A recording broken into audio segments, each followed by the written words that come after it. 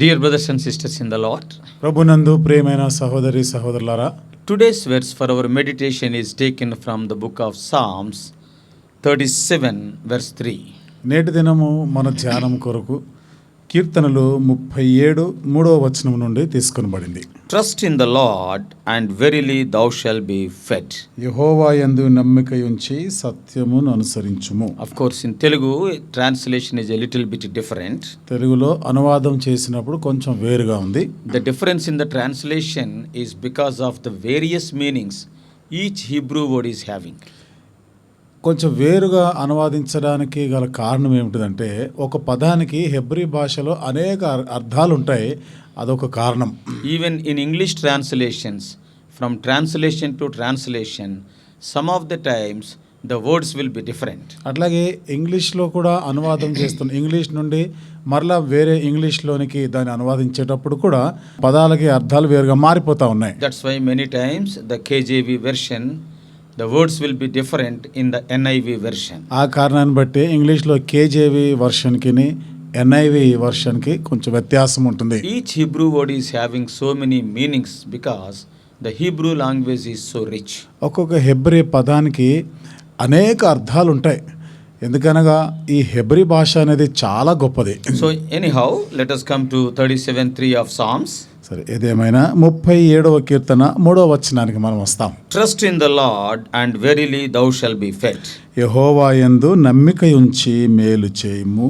The book of Psalms is the most widely read book in the Bible. కీర్తనల గ్రంథం Bible గ్రంథంలో ఎక్కువగా చదవబడినటువంటి గ్రంథం. What are Psalms? ఏమిటి అసలు కీర్తనలు? They are poems set to music and were sung during the temple worship and also on the other appointed religious days. ఈ కీర్తనలన్నీ కూడా పద్యాలు లాంటివి. దానికి సంగీతాన్ని సమకూర్చి మందిరానికి వాళ్ళు దేవాలయానికి వెళ్ళేటప్పుడు ఈ కీర్తనలు పాడుతుండేవారు. అంతేకాకుండా వారి కొన్ని ఆచారాలు పండుగల సందర్భాల్లో కూడా కీర్తనలు పాడుతూ ఉంటారు. And the book of Psalms is a book of human emotions. అంతేకాకుండా ఈ కీర్తనల గ్రంథం అనేది మానవుని యొక్క భావోద్వేగాలతో కూడినటువంటి గ్రంథం. Yeah, the Psalms expresses every possible human emotion.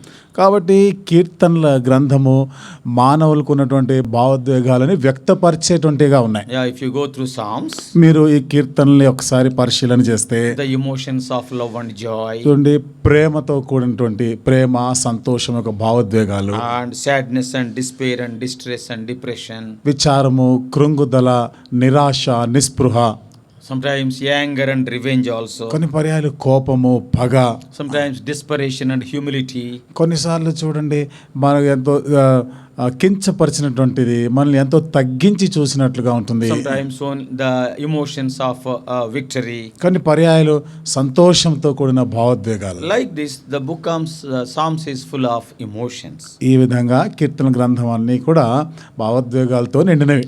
All these are dealt in the book of Psalms. ఈ సంగతులన్నీ కూడా ఈ కీర్తనల గ్రంథంలో మనం చూడొచ్చు. As we know, the book of Psalms contains 150 individual psalms. మనందరికీ తెలిసినట్లుగా కీర్తన గ్రంథములో 150 కీర్తనలు ఉన్నాయి. And they are grouped into several categories. వీటిని వేరు వేరు గుంపులుగా, కోవలుగా చేశారు. So out of them, Psalm 37 is considered to be a wisdom psalm. వాటిలో 37వ కీర్తన ఇది జ్ఞానము కలిగిన కీర్తనగా ఉంది. These psalms are very important because they are used in times of decision when we are searching for God's will and direction in our lives. ఈ కీర్తనలు ఎంతో ప్రాముఖ్యమైనవి. ఎందుకనగా మన జీవితాల్లో దేవుని యొక్క నడిపింపు, దేవుని యొక్క చిత్తము ఏది సరి అయిందో ఏది కాదో తెలుసుకోవడానికి ఇవి మనకు ఎంతో సహాయపడేవి. Psalm 37 was written because David had become disturbed over the prosperity of the wicked. ఈ 37వ కీర్తన రాయబడిన సందర్భము దావీదు చెడ్డవారిని చూచి మత్సరపడుతూ వ్యసనపడుతున్న ఆ సందర్భంలో రాసినది. David has become disturbed when he has seen the wicked people prospering. దుష్టులందరూ కూడా వర్ధిల్లుతా ఉండగా దావీదు చూసి ఎంతో బాధపడ్డాడు ఆయన. He could not understand how the wicked had everything they wanted and righteous people are suffering. మరి చెడ్డవారు దుష్టులు వారు కావాలనుకునే కోరినవన్నీ దొరుకుతున్నాయి, వర్ధిల్లుతున్నాయి. నీతిమంతులు బాధ అనుభవిస్తున్నారు. ఇవన్నీ చూసినప్పుడు దావీదు ఎంత కలవరంతో ఉన్నాడు. The wicked people were doing what they liked. దుష్టులేమో వాళ్ళకి ఇష్టానుసారంగా చేస్తున్నారు. Nobody stopped them. ఎవరు వాళ్ళని ఆపలేదు. So David began to become very angry. అప్పుడు దావీదుకి చాలా కోపం వస్తా ఉండేది. But David had to remember, just like we too must remember, that God is in control. ఇక్కడ దావీదు అలాగే మనం కూడా గుర్తు చేసుకోవాల్సిన విషయం ఏమిటంటే సమస్తమును దేవుడు నియంత్రిస్తా ఉన్నాడు. And he always deals with men justly. అంతేకాదు ఎల్లప్పుడూ కూడా మనుషులతో ఆయన న్యాయముగానే వ్యవహరిస్తాడు. It may not be on the timetable we think it should be, but God always does things on time.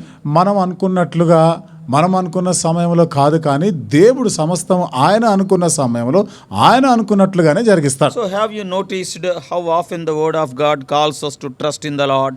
మరి దేవుని వాక్యంలో తరచుగా యెహోవాను నమ్మిక ఉంచుము అనే మాటలు కనబడుతున్నాయి, మీరు గమనించారా? And also to believe what he says in the scripture. అంతేకాకుండా లేఖనాల్లో ఆయన ఏదైతే చెప్పాడో మనం దానిని నమ్మాలి అని. So it is to have faith in what all he says. కాబట్టి ఆయన చెప్పిన వాటన్నిటిని విశ్వసించాలి. David knows that trusting in the Lord is the only secure place we have in the world. దేవుని యందు నమ్మిక ఉంచుటయే ఈ లోకంలో అత్యంత భద్రతతో కూడిన విషయము. ఇది దావీదు ఎరిగి ఉన్నాడు. And we can be protected from the lies of the evil one. మరి దుష్టులు చెడ్డవారి అబద్ధాల నుండి కూడా మనం కాపాడబడగలం. He knows that if we acknowledge him in all our ways and trust him in all the ups and downs of life, he will direct our goings out and comings in. మన మార్గంలో అన్నిటిలో మనము ఆయనకి అప్పగించుకొని ఆయనను మనం నమ్ముకొని ఉన్నట్లయితే ఆయన మన కార్యం నెరవేరుస్తూ మన రాకపోకలన్నిటిలో ఆయన నడిపించేవాడుగాను తోడుగా ఉంటాడు. And he will govern our lives in a way that is best for us.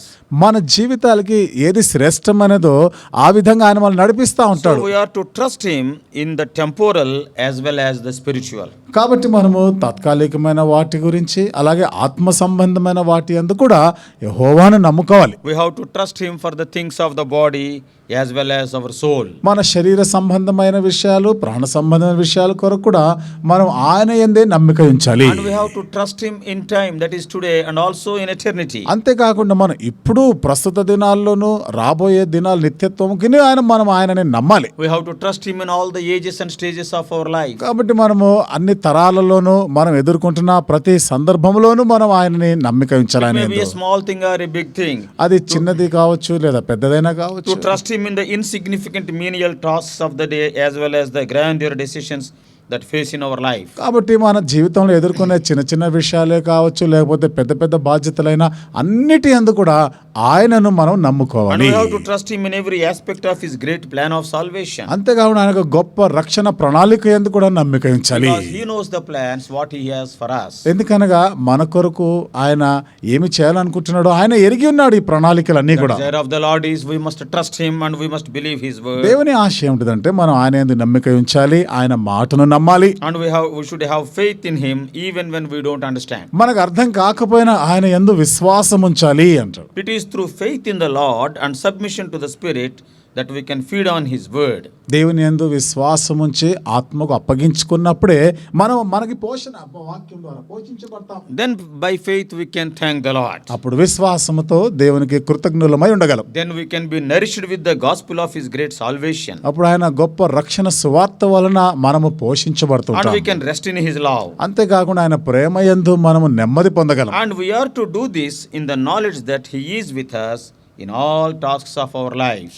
అన్ని విషయాల్లో కూడా ఆయన మనతో కూడా ఉన్నాడు అనేటువంటి ఆ ఎరుక కలిగి ఉండి మనము ఆయనను నమ్మాలి. No matter what happens in life, our times are in his hands. మన జీవితంలో ఏమి సంభవించినా గానీ మన కాలగతులన్నీ కూడా ఆయన వశములో ఉన్నాయి And అది గ్రహించాలి. we are called on to trust all into his hands. అంతేకాకుండా సమస్తమును కూడా ఆయన చేతులకే అప్పగించే విషయంలో కూడా ఆయన యందే నమ్మిక And ఉంచాలి. it is good and honoring to him also. అంతేకాదు అది ఎంతో మేలు మంచిది, ఆయనని మనం గౌరవించి ఘనపరిచిన వారం అవుతాం. We are to do the good things that he has prepared for us to do in his strength and power.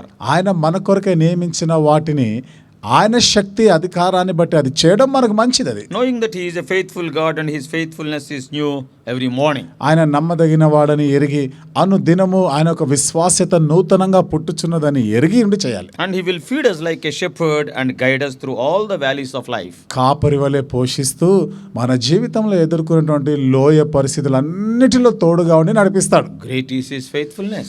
ఆయన విశ్వాస్యత ఎంతో గొప్పది. We all know David was a man who trusted the Lord. మనం ఎరుగుదాం కదా, దావీదు దేవుని యందు నమ్మిక ఉంచిన వ్యక్తి అని. He was a man who was made king while he was still a young man. అతడు ఇంకా బాల్య దశలో ఉన్నప్పుడే రాజుగా అభిషేకించబడ్డాడు అన్న సంగతి కూడా తెలుసు. He was hunted by Saul and who tried to kill him. మరి సౌలు అతన్ని తరుముతూ ఉండేవాడు, ఆయనని చంపాలనుకున్నాడు.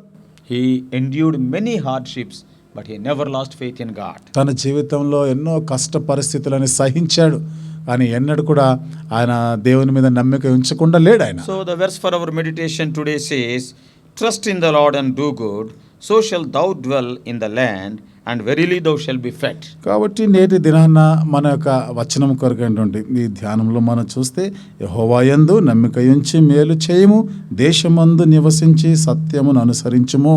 Trust means rely on or put confidence in. నమ్మిక ఉంచుట అంటే ఆయన మీద ఆనుకొనుట, ఆయన పైన ఆధారపడి ఉండుట, ఆయన మీదనే మనం నిశ్చయిత కలిగి ఉండుట. The wise man Solomon writes in Proverbs, జ్ఞాని అయిన సొలొమోను సామెతల గ్రంథంలో రాస్తున్నాడు. in 29 verse 25, 29వ అధ్యాయము 25వ వచనంలో ఈ విధంగా అంటాడు, the fear of man bringeth a snare, but whoso putteth his trust in the Lord shall be safe. భయపడుట వలన మనుష్యులకు ఉరి వచ్చును, యెహోవా యందు నమ్మిక ఉంచువాడు సురక్షితముగా నుండును. We know that God is a holy, truthful, perfect and jealous God. దేవుడు పరిశుద్ధుడు, ఆయన పరిపూర్ణుడు అయిన దేవుడు, ఆయన రోషము గల దేవుడు అని మనం ఎరుగుదాం. And He is righteous and just also. ఆయన నీతి న్యాయములు గల దేవుడు, He is a faithful God. ఆయన నమ్మదగిన దేవుడు. Blessed is the man who trusteth such God. అలాంటి దేవుని యందు నమ్మిక ఉంచువాడు ధన్యుడు. Everything depends upon your trusting God. సమస్తము కూడా నీవు దేవుని పైన నమ్మిక ఉంచే దానిని బట్టి ఆధారపడి So ఉంటుంది. dear brothers and sisters, కాబట్టి ప్రేమైన సహోదరి సహోదరులారా, as we are starting this day, ఈ దినాన్ని మనం ఆరంభిస్తుండగా let us acknowledge His ways. ఆయన మార్గములను ఒప్పుకుందాం. Let us delight ourselves in Him. ఆయనను బట్టి సంతోషిద్దాం. Let us cast all our cares on Him. మన భారం, మన చింతలన్నీ కూడా ఆయన మీద వేస్తాం. Above all, let us trust Him. అన్నిటికన్నా ఎక్కువగా ఆయన యందే నమ్మిక ఉంచుదాం. May God help us. దేవుడు మనకి సహాయం చేయనుగాక.